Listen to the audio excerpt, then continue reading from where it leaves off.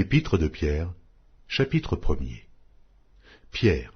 apôtre de Jésus-Christ, à ceux qui sont étrangers et dispersés dans le Pont,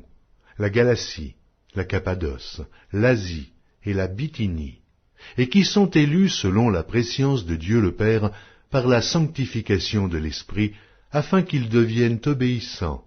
et qu'ils participent à l'aspersion du sang de Jésus-Christ, que la grâce et la paix vous soient multipliées. Béni soit Dieu le Père de notre Seigneur Jésus-Christ qui, selon sa grande miséricorde, nous a régénérés par une espérance vivante, par la résurrection de Jésus-Christ d'entre les morts, pour un héritage qui ne se peut ni corrompre, ni souiller, ni flétrir, lequel vous est réservé dans les cieux.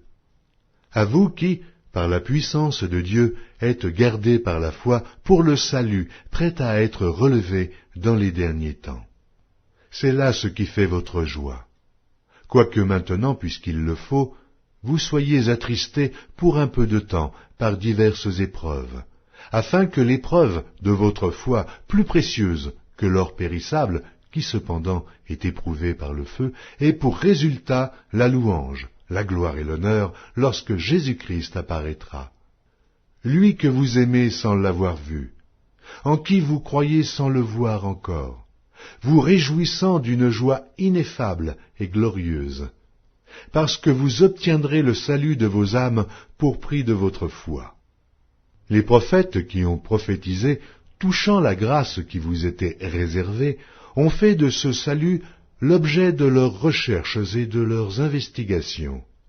voulant sonder l'époque et les circonstances marquées par l'Esprit de Christ qui était en eux,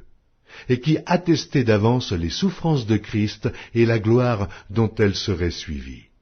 Il leur fut révélé que ce n'était pas pour eux-mêmes, mais pour vous, qu'ils étaient les dispensateurs de ces choses, que vous ont annoncé maintenant ceux qui vous ont prêché l'Évangile par le Saint-Esprit envoyé du ciel, et dans lesquels les anges désirent plonger leur regard. C'est pourquoi saignez les reins de votre entendement, soyez sobres, et ayez une entière espérance dans la grâce qui vous sera apportée lorsque Jésus-Christ apparaîtra. Comme des enfants obéissants, ne vous conformez pas aux convoitises que vous aviez autrefois, quand vous étiez dans l'ignorance.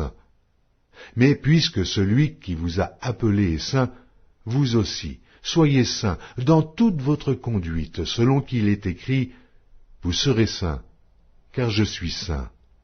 Et si vous invoquez comme Père celui qui juge selon l'œuvre de chacun, sans acception de personne, conduisez-vous avec crainte pendant le temps de votre pèlerinage,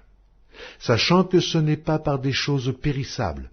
par de l'argent ou de l'or, que vous avez été rachetés de la vaine manière de vivre, que vous avez hérité de vos pères, mais par le sang précieux de Christ, comme d'un agneau sans défaut et sans tache, prédestiné avant la fondation du monde et manifesté à la fin des temps, à cause de vous, qui par lui croyez en Dieu, lequel l'a ressuscité des morts et lui a donné la gloire, en sorte que votre foi et votre espérance reposent sur Dieu.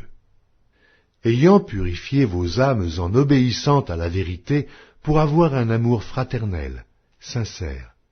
aimez-vous ardemment les uns les autres de tout votre cœur,